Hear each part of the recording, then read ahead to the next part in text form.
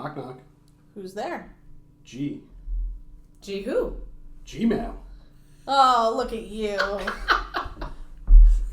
So in this episode, we are going to talk about Gmail, guys.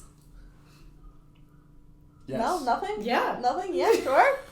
Wrong topic? Should we go for it? Yeah, why not? All right. So, when do we start rolling this out? Spring. It was in the spring, right? April-ish, I think. Yeah. I believe that, yes, in the spring, but the early infant stages of it Was sooner. was probably early in 2024. I don't know the exact date. I wasn't necessarily part of all that beginning discussion, but I know it came across our plate sometime before the spring. And yeah, we started the fun. The planning and the fun. Right?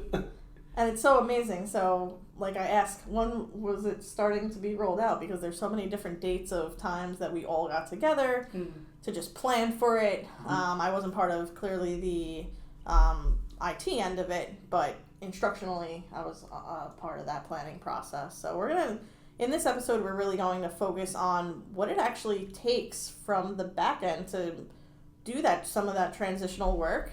And then Kristen and I will talk about what fun stuff there is in Gmail. Day-to-day. Yeah, the day-to-day of Gmail and how that looks and how you can use it and some quick tips and tricks. Yeah. So some of the boring technical back-end stuff, one of the big beginning stages of it is actually spinning up virtual servers. A few of us, Jen Mealy, Scott Halford, myself, a few of us just kind of got together to just get the idea down of what we would have to do on our end in regards to supporting this whole migration process from Exchange over to Google. One of those things was spinning up servers. Now, how long did we have Exchange for? Long it time. was Listen, before I got here. I was saying, Yeah. I've been here 8 years, and it's been here since before me. So Right. I want to say 100%. I'm pretty sure it's kind of been the mail system all along. I think so. Right. Minus students, obviously. Students had access to Gmail with the start of Chromebooks, really, in the district. Right. And really the pandemic really put the icing on the cake for that. For the non-techie crowd, what does spinning up servers mean? Yes. So we have... Should have got tabletop spinners while he was Yeah. talking about this. So it's really just building a server. We have a virtual environment that they're basically a big server infrastructure that houses multiple servers within the district. A lot of our servers that work throughout the district, like our ClassLink server, our imaging server that puts all the operating systems on the computers in the classroom, those are all types of servers that all live in the server room, but we have a lot of those on a virtual environment. While it's like a crazy setup, it's a little bit more efficient in being able to house the stuff, and it helps on like cost savings. This is kind of in place before I even started here, but it was a whole plan of just kind of being able to maintain one giant infrastructure to host multiple servers. That's kind of like, I guess, a quick way of explaining it without going too nuts. I think that makes more sense. That was helpful. So really what the plan was to build migration servers. What Google recommended is creating one primary multiple migration servers, and then having multiple nodes that communicate out. So if we're planning on obviously migrating every user in the district, we have hundreds, if not thousands, of users that we have to migrate. So one server is not going to cut it. So that's where multiple were planned out along with the nodes. Those nodes are meant to be communication pieces. God forbid of a failure, it has another point of reference to go and pick up where it left off, is what those nodes are intended to do.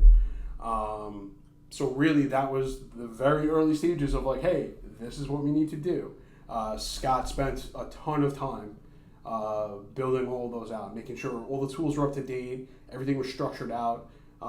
Him and Jen were very critical pieces in getting all that structured and set up. Jen primarily because of the fact that she does all the email work in the district. She took that over a number of years ago, so she she was the go-to for emails, so she was obviously going to be part of that whole conversation. So once that stuff was in place, it started becoming one of these, hey, let's start testing certain users. Of course, we are our own test subjects, and the IT department were some of the first few people to be migrated over to Gmail. And it was more of trial and error for some of us, because some of us have a lot of email, going back from the start of our employment. Just making sure that everything transferred over smoothly, making sure our rules for anything that we had automated as far as going to folders, which obviously you guys will touch upon later on.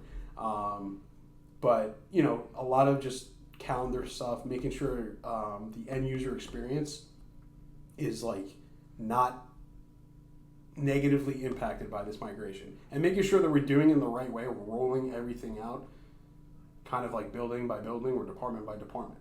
It's obviously a big task.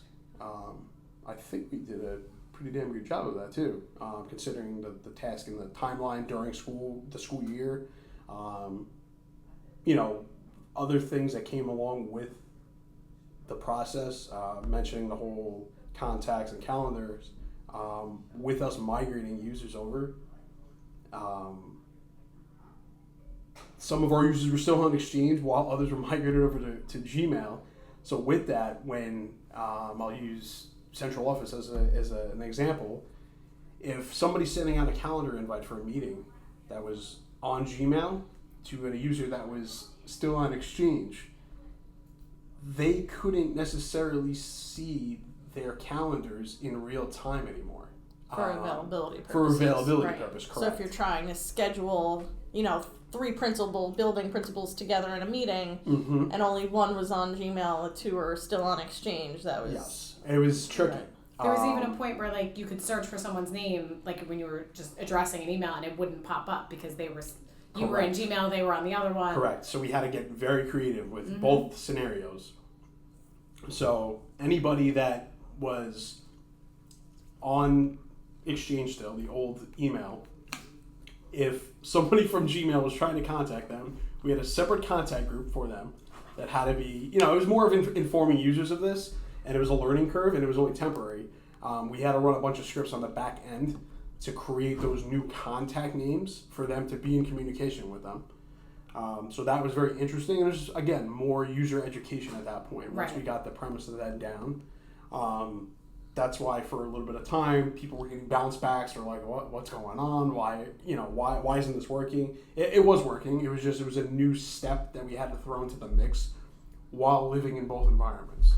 I don't think people realize how much time and work you guys had to put in, before we officially flipped the switch. You think it's just this instant thing, and it's very much not. Right. It's not. Was it scary for you guys to do something that big, in the midst of a school year? Yeah, I think so, because God forbid. I mean, listen, everybody's well educated, but there's only so much you can control too, because God forbid something not necessarily overlooked, but just doesn't go the way you plan. You're always, I feel like that's with anybody though, anything you do on a daily basis, you can only plan so much, and if something goes wrong, you kind of have to steer and navigate it and figure it out. But knock on wood, I think we did a pretty damn good job. We really didn't run into many instances. A lot of, like I said, more of educational pieces for people, just say, hey, this is how you do this. Right, this is a new way. This is temporary, this isn't permanent. The calendar thing, like we were mentioning, I had to do some research. I found a script online that I actually had to modify for our use here. And what was happening is at Central Office, if one of the office staff over there were sending principals any invites, they weren't seeing the availability like you mentioned for meetings. And what was happening, anytime they saw that availability, despite the fact that they were sharing the calendar correctly, they weren't seeing, and there's the bell to cut me off. We'll be right back. And we're back. And so back to the regularly scheduled Gmail fun. I think I left off talking about the calendar script. I had to basically get creative, find a custom script that I modified for usage in the district here, so that way the any users on the Gmail side who were sending invites out to Exchange users that their calendars would communicate more frequently. What happens is that if a shared calendar from Exchange is viewed by someone on the Gmail side, I think it only does an increment of like an hour or two. So like you can be sending out multiple invites and it may not refresh for another hour or two before they see it on their calendar, which can become problematic to people that are scheduling meetings or just for availability purposes. So I found a script, modified it to the preferences we needed. I tested it in-house with myself and a few other people's calendars, and it seemed to work. So then we took that script, and as we went out building by building, trying to find out who was sharing calendars with who, primarily at central office, some of your main offices as well, we would just kind of copy that script, make it custom to each user, and then run that for them as a temporary workaround until everybody was migrated over to Gmail. These are just all things this kind of was one of those things that you can't plan for and you don't think about, because who would have thought that the calendars don't speak? You think you're just speaking, they speak to each other, but not as frequently. And when you test things like that and migrate them, you're like, oh, it works. But until an end user experiences something like that, how do you know? That was kind of one of those figure out moments. What else? I mean, I feel like there's only so much you can plan for with anything. You know, you think you have all your bases covered, and then one situation that pops up comes about, and that's when everyone tries to figure out a solution.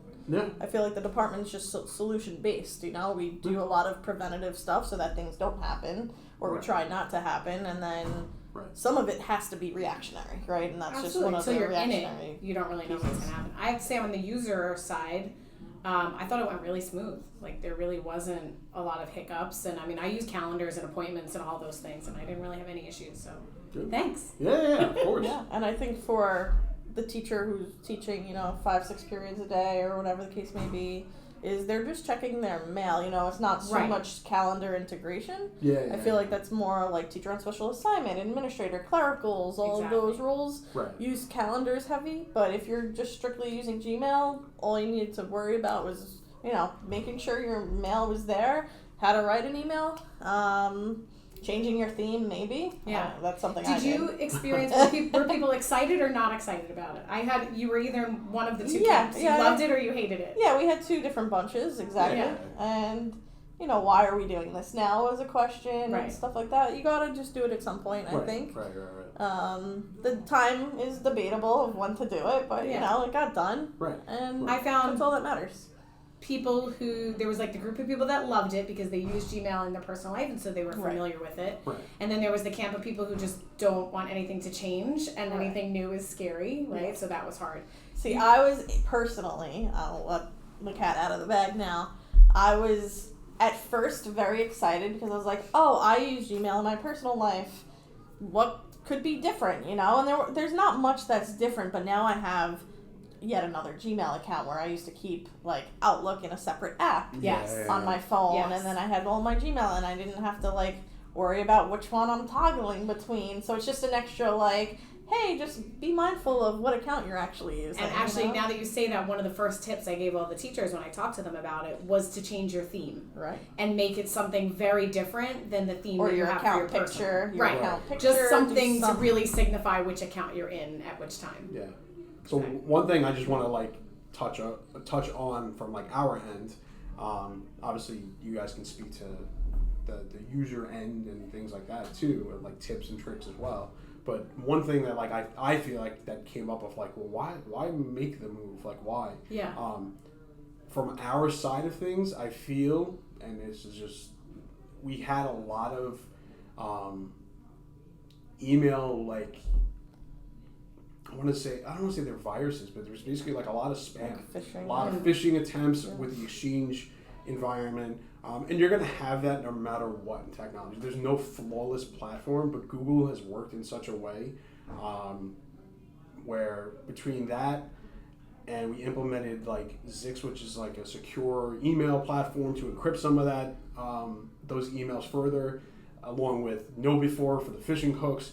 Google has a lot of tools that we've leveraged and implemented as well to make the email system a little bit more secure. And we've actually had, I would have to run an actual report in comparison, but I've noticed the drop off of like quote unquote outbreaks or spam messages. You're always going to get spam, but just the outbreaks of incidents where in the past we had to like deactivate users' accounts. I've even seen that on the user side. Like we used to get, I used to get things and I'd be like, "What is this?" And I feel like that doesn't happen anymore. It's not as frequent. It's there's still gonna be, no matter what. There's malicious people out there. There's sometimes, unfortunately, not as highly informed users. That as much as we can educate and explain things, it's very easy nowadays to fall for like a don't click on it. Well, yeah, don't click on it. But like sometimes these emails come through and they're pretty convincing. Yeah, some of them. So it's understandable like how you can get confused with it. But just from a back end security perspective, I feel like it's helped a little bit and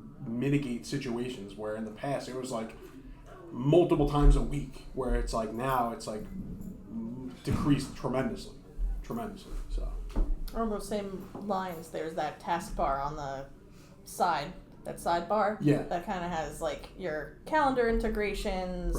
Right. If any of you are looking at Gmail, you'll notice it on the right side usually. I think you can move it to the left, but mine's defaulted to the right.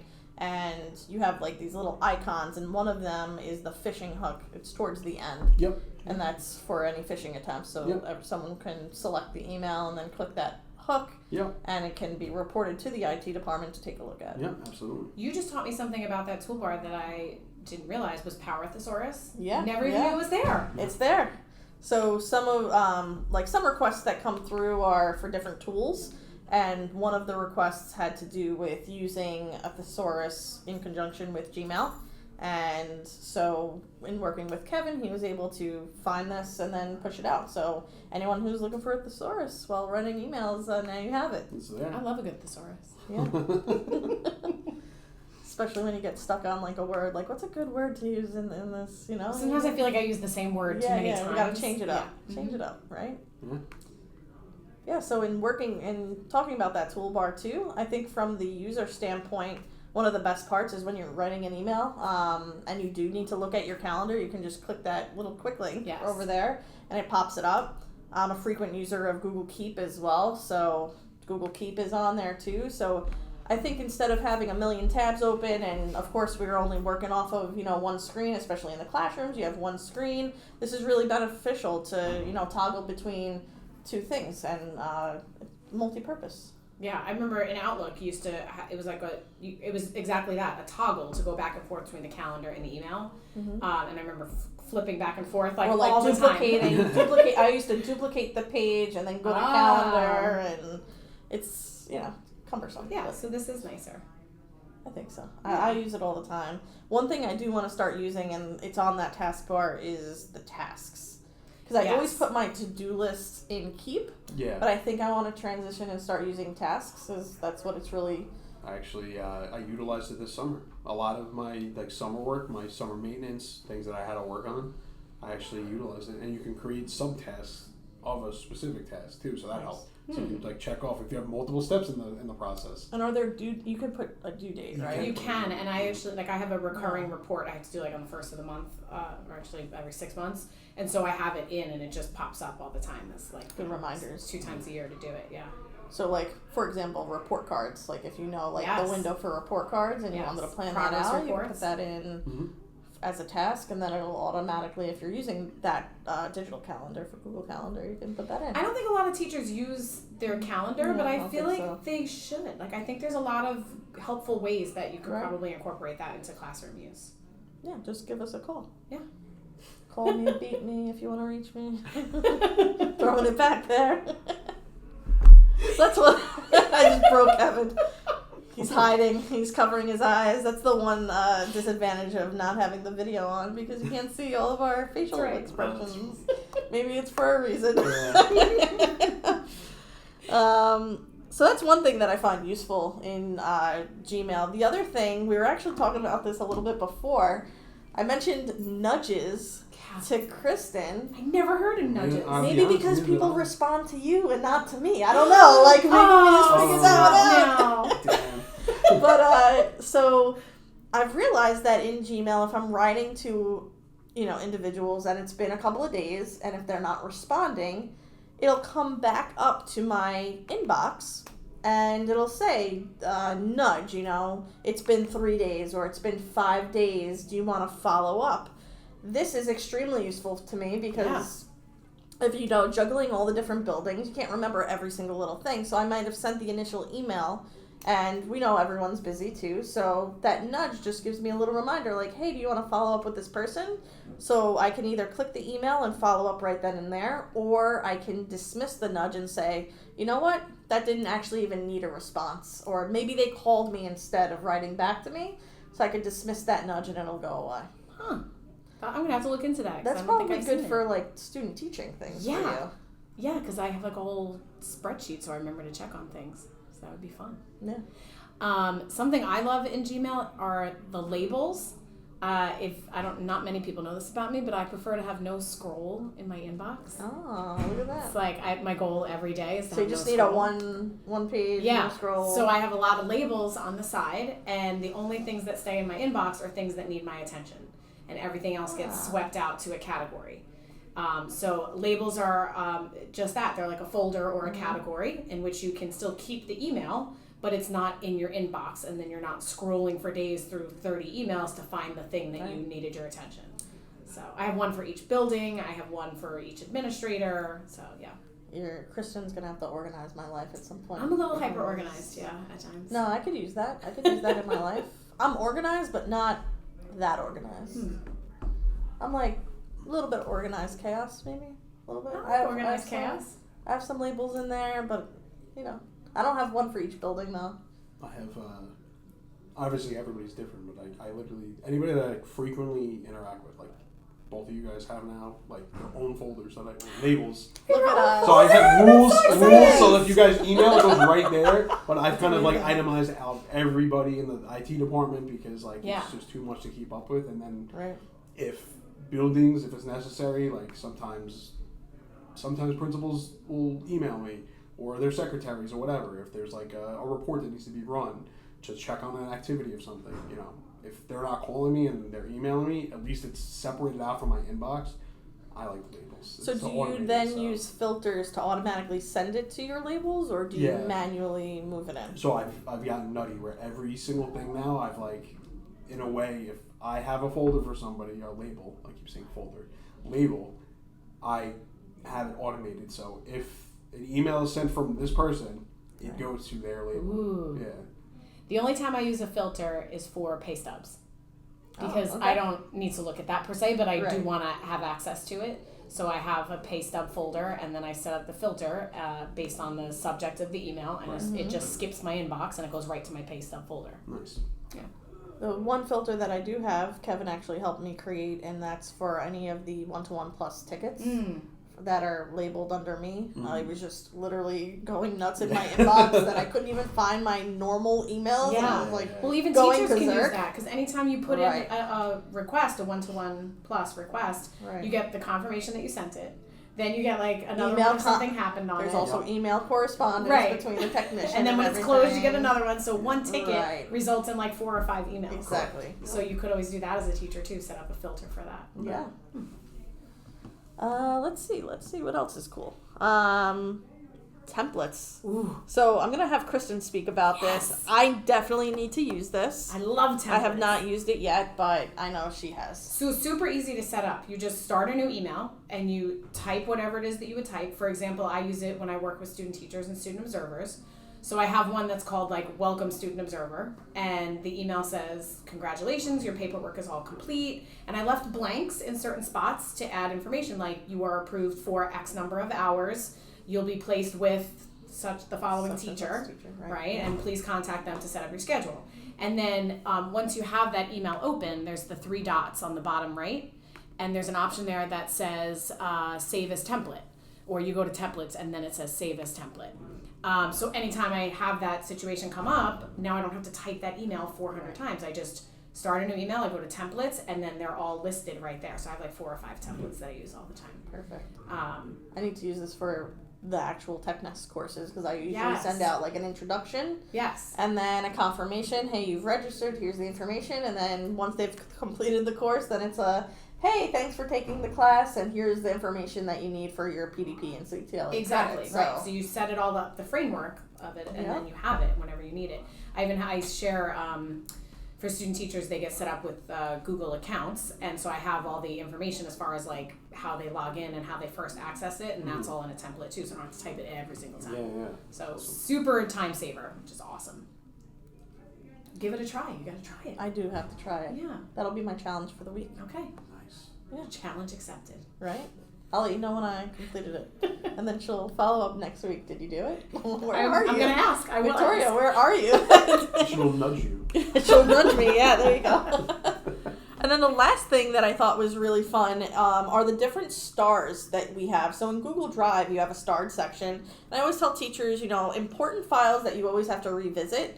You can give it a star and go to your starred section, and that's how we've been using that piece. But even in Gmail, they have a starred section. So any important emails that you need to always go back to, you can star it. What I didn't know up until recently was that you can add different colored stars, and there's even ones with like a green check mark and a red exclamation point, so that you can label your, emails in a certain way.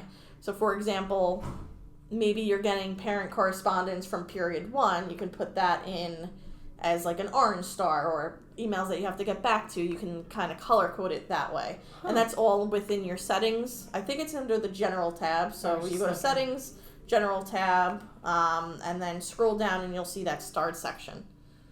And I'm sure there's a million cool ways that you can use this, but it's something that I don't think that we've highlighted. There was a whole section in settings on stars. Right. That's cool. So we'll come up with a couple of different ways, and if you guys need ideas, we'll let you know. But I use my stars sort of temporary sometimes if it's something that I'm working on a lot, like at the moment, and then whenever that thing is done, I'll unstar it, just so that I have just a handful of things in there that I'm currently using. I'm a frequent forgetter, so I'll star things, and then I'll go back and I'm like, I have 50 items starred. Right. Never even needed most of these, so after. So it's good to go back and review your stars. Exactly. Okay. So I want to tell just a funny little thing that I didn't even plan on talking about this, but I'm gonna say it anyway, just for a laugh from everybody. I'm excited now. So most people saw that we obviously went around the district, building by building, with a presentation, obviously, of hey, this is Gmail, this is what's coming. So shout out to Nikki Clinch, because she made the shirts. Made the shirts, in which they said, in my Gmail error. Right. So, me, clueless as This is funny. Now I'm saying I know the story. Yeah. So, I'm wearing this shirt. We've done a couple presentations at this point, and I have no idea. I'm just like, yeah, cool, Gmail, whatever. And we're here at the high school, and Rob Cassine comes up to me, and he goes, hey, that was great. Remember that time you were wearing a Taylor Swift shirt? And I just stopped. I'm like, what? I had no idea that in our Gmail error shirt had anything to do with Taylor Swift. And I was just dumbfounded after that. I was like, wow, okay. He definitely wanted to shake it off after that. That was good. So I can't look at that shirt the same, but I still have worn it. But, yeah, you have. Yeah. After finding that out. You just scored it.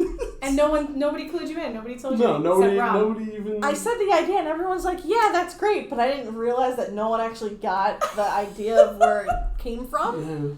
Yeah. But I guess Taylor Swift, not big in the tech department, not really. Not at least for me. No, I know who she is. Obviously, I wouldn't categorize myself as a Swiftie. I do enjoy her music. Yeah, but I'm not I don't know. I feel like she's more pop. It's just pop culture. Yeah. You know. I'll listen to her songs though; they're fun. Yeah. I like more of her old stuff, I think, than her new stuff. Yeah. Just a little personal touch there. Yeah. But anyway. That was a fun note. That was a good note to end on, I feel like.